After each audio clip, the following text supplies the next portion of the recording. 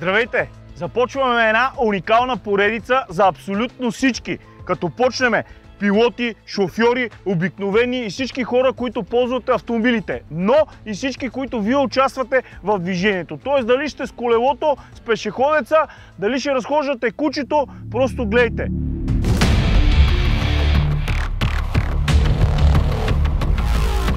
Започваме една поредица на Safety Бричка Academy. Какво ще е това? Това е за абсолютно всички вас. Гледайте, защото малко нещо да научите, може да си спасите живота. Днеска сме тук, аз, Фивката от Бричка и кой? И аз, Митко Илиев. Доцент Димитър Илиев, който е нашия хай левел, който разбира от всички тия безопасности, сейфтита и неща на планетата. Днеска сме на гости, за да може той да ни покаже какво се случва, как се случва с тия коли, защо хората умират, защо хората не се пазят и какво да правят, за да се пазят и да не умират. Абсолютно правилно. Наистина предаването ще засяга всеки един човек. Епизодите ще са изключително интересни и ще обхващат най-честите причини, поради които ние хората грешим и правиме катастрофи. Днеска специално ще говорим за скоростта. Избрахме я за първо предаване, просто защото скоростта е това, което убива в тежката катастрофа. Тя я прави да е тежка, тя я прави ние хората да не можем да оцелеем. И днеска с тебе ще направим няколко експеримента, за които да покажем и да нагледиме какво всъщност прави скоростта и че това не е само една цифричка на километража, а всъщност са физични сили, които ние хората трябва да владеем. Моята работа е 20 години била да карам на ръба на възможната скорост и знам колко тежко може да пострадам, ако нещо не направя както трябва, докато управлявам автомобила и сбъркам с висока скорост. Така, ама тя скоростта е най-яка. Като си дадеш газ, ти става едно кеф и си даваш газ и ти е готино, бе. Така е, обаче не трябва да забравяме последиците. Всичко е окей, докато нямаме нещо да правим. правим. Последици? Биеш спирачки и си спираш. Точно това днес ще проверим. То е скоростта. Само да кажа, това цялото нещо се случва благодарение на Агенция Пътна безопасност, Бристол, Бош и Мосалто. И разбира се, доцент Митко Илиев.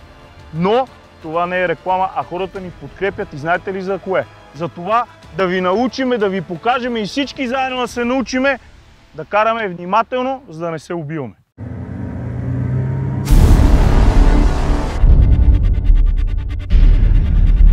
Какви са тия неща всичките? Ще направим няколко експеримента за спиране от различна скорост. Това, което е наистина непонятно за хората, колко много се удължава всъщност спирачния път при високата скорост. Аз бия спирачки и спирам веднага. Спираш, ама не е точно така и точно за това сега ще покажем какво точно трябва да правим, как да го правим при различните коли с АБС, без АБС и сме взели най-добрия пилот. Като всеко предаване трябва да имаме добър пилот. Имаме ли?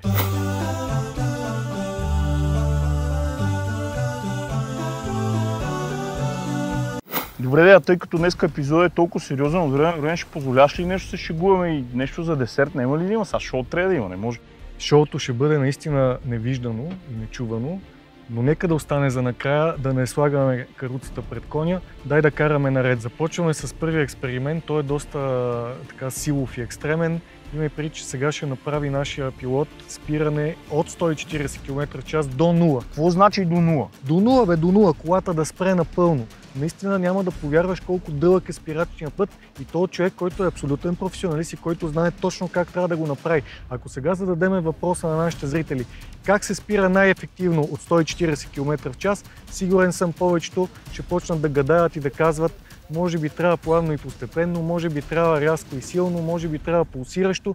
След малко ще кажем кое е вярното, нека да видим изпълнение. Добре, ама то нито един път на курса, когато отиваш на курс за шофьор, не те карат да спреш 140 до 0. А всъщност всички караме 140, защото това е максимално позволената скорост на магистрала, не така? Точно така и това е пропуск в системата за началното обучение, защото какво ще научим нашите шофьори, ако не как се спира? Аз искам всеки един човек, който шофира, който има автомобил, той трябва да знае как е правилният начин за най-краткия спирачен път, за най-възможно малкото разстояние да спреш. Има хора, които живеят с илюзията, че колата може да закове на място. Такова чудо няма. Това е единствено, ако удариме бетонна стена. Добре, тогава. За колко метра ще спре сега колата?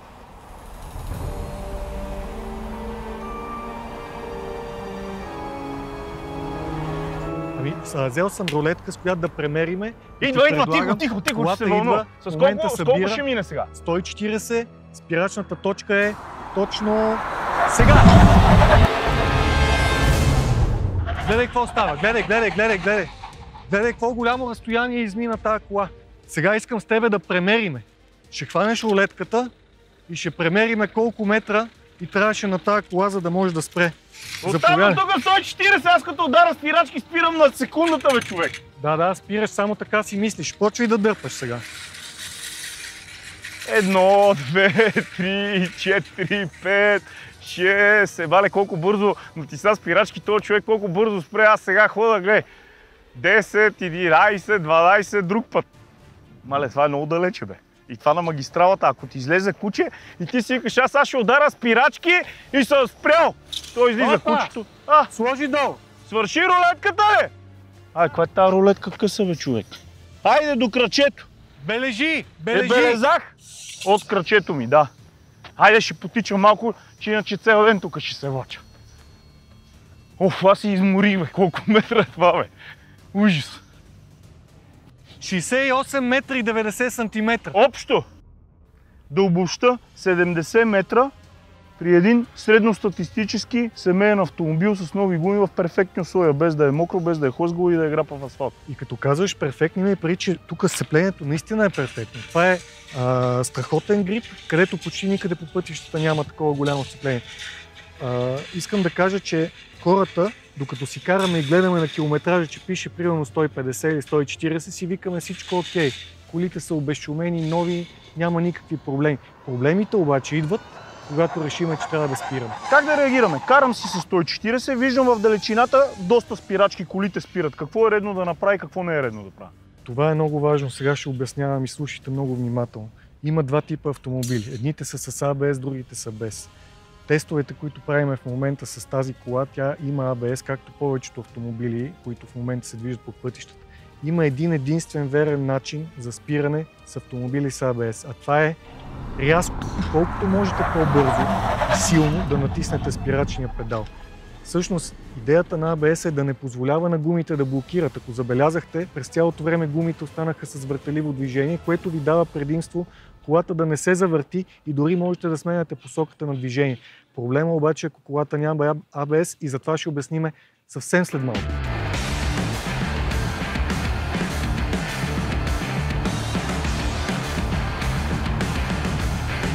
Сега спираме с 90. Гледай какво става. Той едва. Гледай сега, ще спре веднага.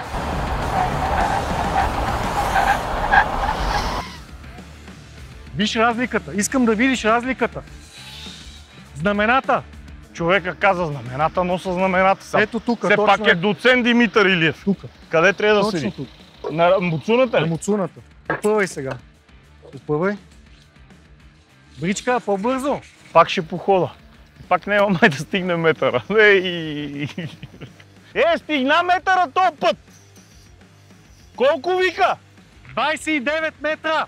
29 метра! 29 метра! От 90. 29 метра?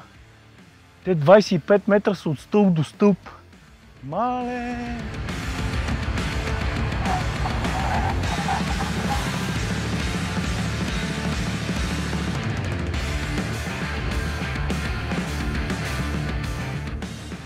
Тук сме спряли за 29 метра, а от 140-90 колко е малка разликата, само като ускориш, даже извън градско.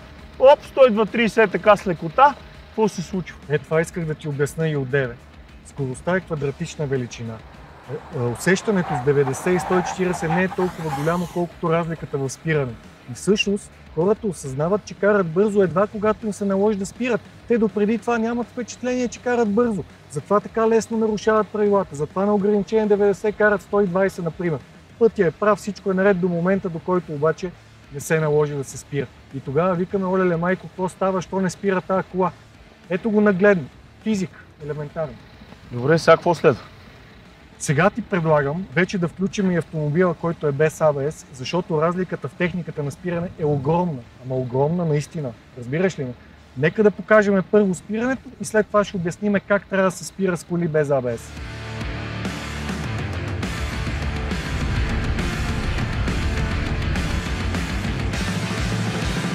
ще е огромна разлика. Този път гумите на колата ще са тотално блокирали, ще се влачат отдолу по асфалта, тя най-вероятно ще загуби правата посока и ще се завърти леко, като от самото търкане и нагряването на гумата значително се удължава спирачния път, а освен това, виж само какво става, тя няма контрол. Той ще бие контра сега, деца. Като куршуме.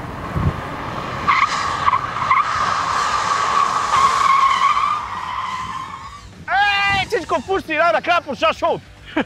Що така се завърте тази кола малко, бе? Това е защото гумите Да блокират. пипна, бе.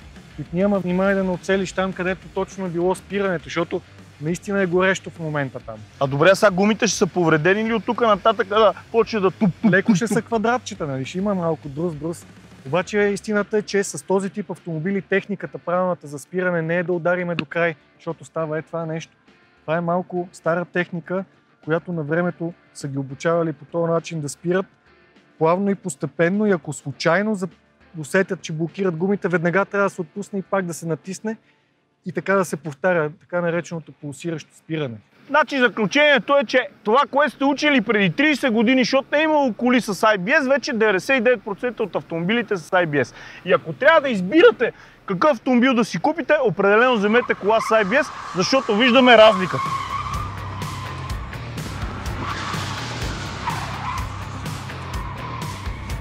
Там са знамената от 90 км в час, а тук са от 140. Тя почти направи също спиране като 140 км в час. И то с 90. То с 90. Това е, защото се палят отдолу гумите, стават като дъвка и вече няма никакво сцепление, колата фърчи безконтролно напред. Отели ми се вола днеска да търча. Тук, нали? Точно така, на предницата. Дай да мерим. Опъвай, Филипе. Ама малко по-бързо, не можеш ли? Много ми дава зор доцент Илиев. Аз като експерт на автомобили в същото време ме кара да търча по пистата. Обаче разбрах, че всъщност дано да стигне метъра поне с разликата от 90 км с IBS. 28! При 90 км в час с IBS имаме още 28 метра разлика в дължината, само защото колата не е с IBS.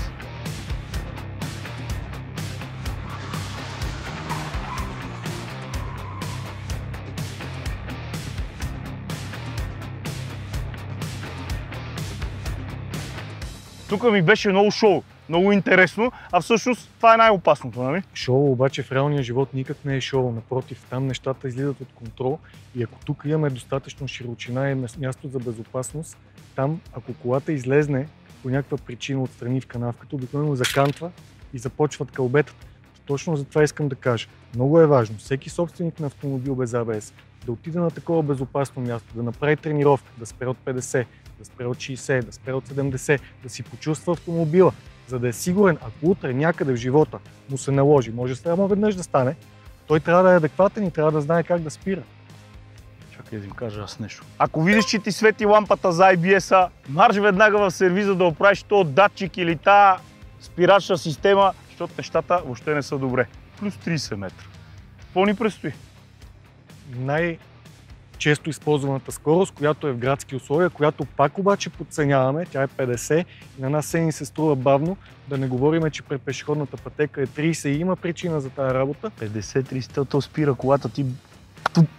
Да. 50-30 сега. Да. Сега конусите, даже мога да ги съберем, защото тя ще спре на момент. Няма да е така. Той няма пилота време за реакция даже толкова бързо, колко ще спре Няма колата. да е така.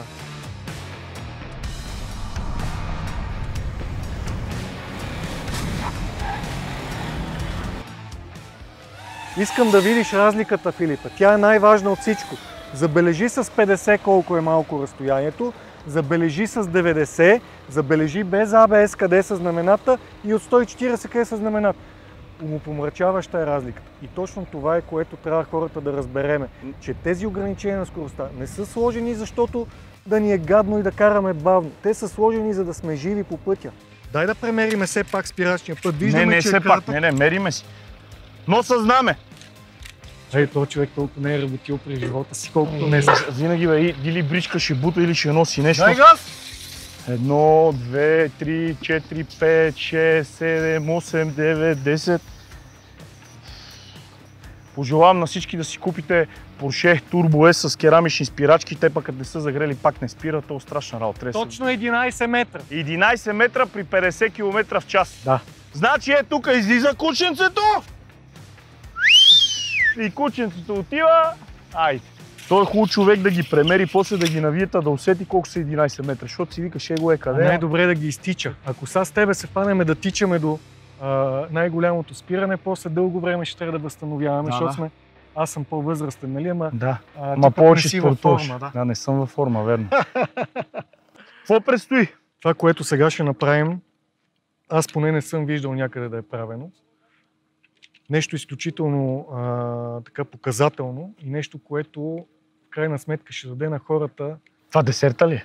Ами да. Почвам да се вълнувам. Какво ще има днес? Ще има нещо, което е мега яко, мега зрелищно, обаче и мега важно и полезно хората да научат, че със скоростта шега не бива да си правим. И това, което днеска ще направим, знаеш, по София се кара някой път с 200, някой път дори с 300 по околовръстното. Да, има с 300 плюс. Така, ще покажем. Те си дигат колите. Едно време ме питаха, къде ще дигнеш 200, бе? Насекъде, тя само да имаш газ. Дигаш. Ако обаче в този момент излезе автобус пред тебе, искам да покажем какво ще стане. Тоест, ще удариме автобус с 200 км в час. Днеска ще удариме автобус с 200 км в час. С кола. Да, ти глух ли си, не ме ли чуваш? То ли ще кара, бе? Искаш ли да удариш една кола с 200? Не, само айде качи се. Айде качи се. Айде. Не, стига. Това е сериозно. С него да си ходи. За целта сме наели най-големите професионалисти в България. Хората, които правят най-сериозните каскади в Холивуд. Здрасти. Здравейте. Кой си? Калин Керин се казвам. Какво ще правим днеска? Ще удариме тази кола с скорост над 200 км.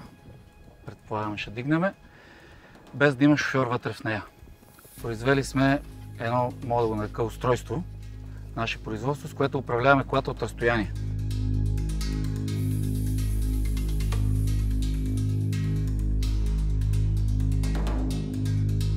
Какво ще стане според теб? Много атрактивна каскада ще бъде. До сега никой не може да каже какво ще стане, защото сега ще го направим за първи път. Аз в колата гледам, че сте служили, не знам как се казва, Фенка е на бричка. Това е една приятелка. Сме служили, тя ще се вози, но само тя. От лявата страна няма да има никой. От лявата страна е така нареченото устройство, с което управляваме. Добре, много сериозен екип седи за всичко това. Не си мислете, че се случва така, но зад това е малка част от хората. Тези хора всички участват в подготовката, управлението и изпълнението на тази каскада. От кебабчето до катастрофата. Аре, че нямам търпение. Къде отиде мистер катастрофа? То си ви избегаваме. Добре, момчета, действаме. Айде. Айде, успех.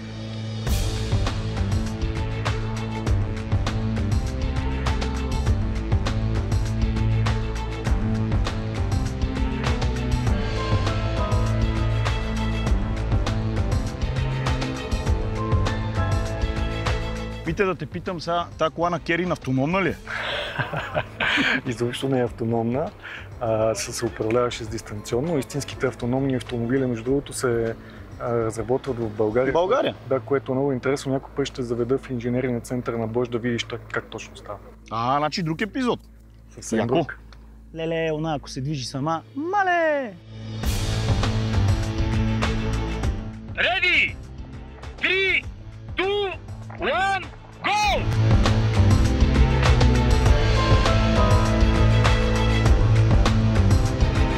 Майко, какво ще стане? Сега ще стане мазал. Искам да ви кажа, че в момента се засилва кола с 200 км в час. Настръхнали сме абсолютно всички. Имаме голям автобус, който всеки момент ще стане наполовина. Прекръстваме се, Господ е с нас. Движението е спряно, хората са обезопасени. Добре, при тази скорост какво мога да направим?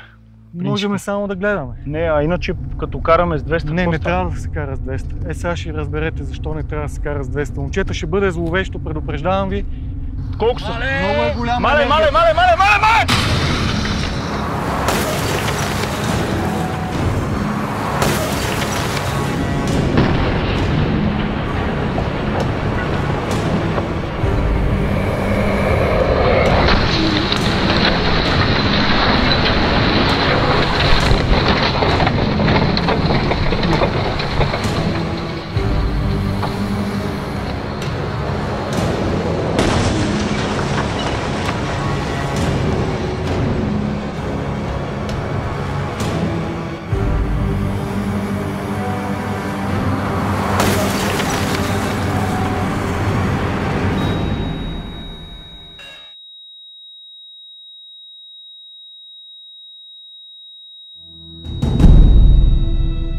Тихо, никой да не се приближава първо каскадьорите! Абе, какво стана, бе? Леле, бате.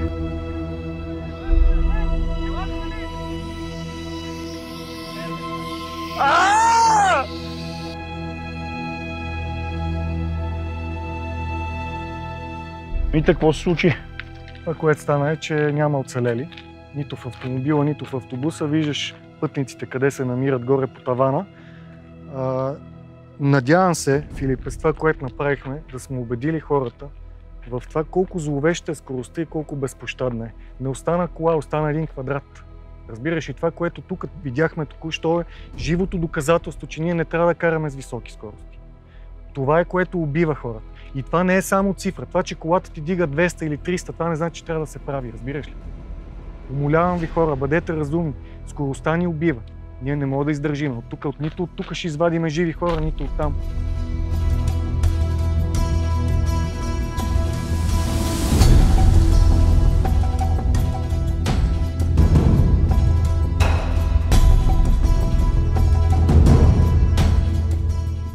И затова местата, за които трябва да се кара бързо, са само магистралите, но не повече от 140 км в час. Видяхте колко е спирачният път, дори с 140.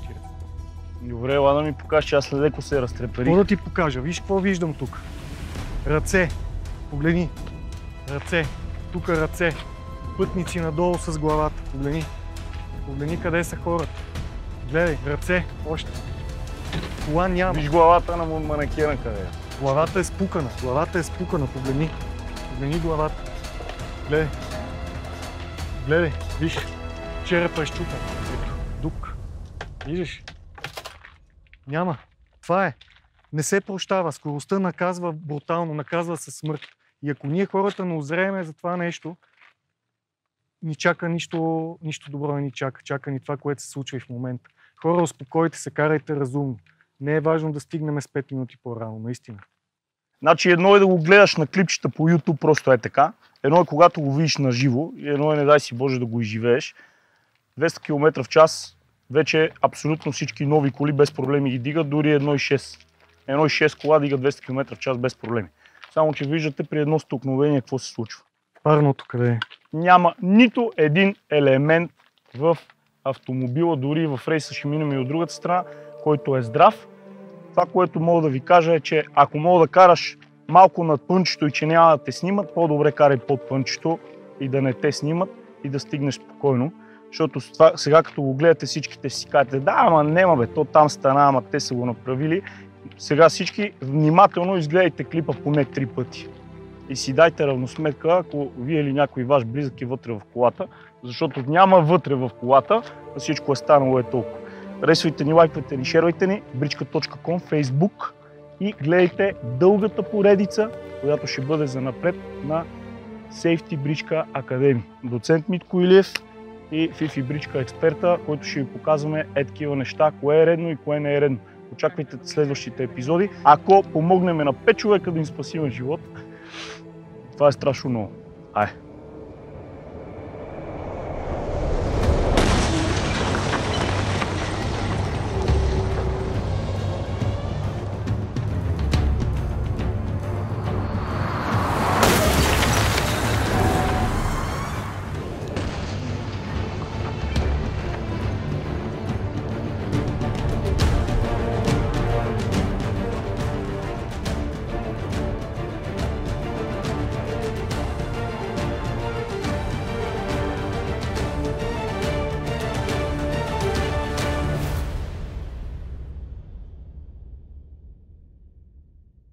Айде сега тримата да си разгледаме на спокойствие. Искам да почнем от местото на удара, моля ви се. Къде беше Калина автобуса сложен? Искам от началото да погледнем какво се случи. Ето тук беше сложен автобуса, точно ето тук. На тази черта? Да. Колко метра се е преместил? Задницата е поне на 20 метра. На 20 метра е задницата. Виж къде е изчегартала гумата с джантата. Интересното е къде му е на рейса предното стъкло. Наляво е останало. Мъркуч, погледни. Мъркуч. Това е много здраво. Виж инвентара къде се е разпръснал. Да. Хапчета. Всичко е в стъкла. Интересно е колко е тунингован моста отсам. Това сигурно шофьора на рейса слиза без проблеми, нали? Да. О, ти искаш да изправиш вола на успех. Аз трябва да ще правим, ще дигам задници. Идвай. Ела насам. Моста се е преместил доста, всъщност се е посукал целия рейс. Айде се качиме вътре. Я виж вътре къде е чучо. Искам да видим как е мръднал тавана. А манекена? Не е Манекена, поставен там. Това е. тия са фенове на бричка. Сега ако пуснем тук аварийното, какво ще стане? Целият рейс е сгънат. Отзад е. Лодка е станало. Виж, всичко е тотал щета. Тотал щета. Добре, има ли шанс да оцелят? Защото така отвътре не изглежда толкова страшно. Да. После ще видим на камерата, нали? Интерес, че гумата е здрава. Външната Охо! Я вижте как се е разправил рейса. Фенове вътре. Двигател е влезнал навътре. Тук се отворил всъщност рейса. Искам да видите къде е прага на омегата обаче. Как е стигнал? Добре, как стигна прага на омегата до тук ми е интересно. Ами той двигател лекичко се е разкачил, да ви кажа. Да. А виж как се е сцепил целия рейс. Гледай на права линия. Да, ето ви. Ръцете са тука, уплътнения. Ама джантата много корава е, като е чукна два пъти с чука и ще излезе. Корава е. Има само 3 метра отклонение от От правата линия. Айде да разгледаме са колата. Добре, аз наистина не мога да позная кое е какво е. Това е явно предния капак. Това е фара. Ето ги фара. Това е лупичка. Това е Броничка, куката предната. интеркулер. Предният капак е на местото на седалката. Предната. Така, искам само отстрани така да застанете. Колко според вас е дълга колата в момента? 2 метра. Няма и 2 метра. Няма и 2 метра. Според мен е около 2 метра. Виж задния мост къде е на колата. Така, Мите, наистина има ли възможност някой да оживее тук? Няма вариант. Пивка, моля те, бе, не задавай такива въпроси, на които знаеш отговор. Виж тавана как се отворил. Еми не е много, какво? Добре, във Формула 1 как оживяват?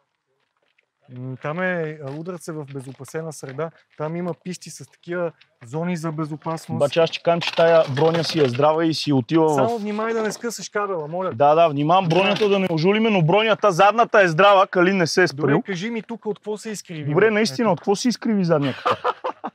От какво се изкриви задния капак? Стопчетата са здрави малко. Не. Не мога да повярвам. С бръчка. Виж, на рейсаджията му не има седалката. Призовавам ви абсолютно всички да споделяте това видео. Колкото повече хора го гледат, толкова повече животи може да спасим.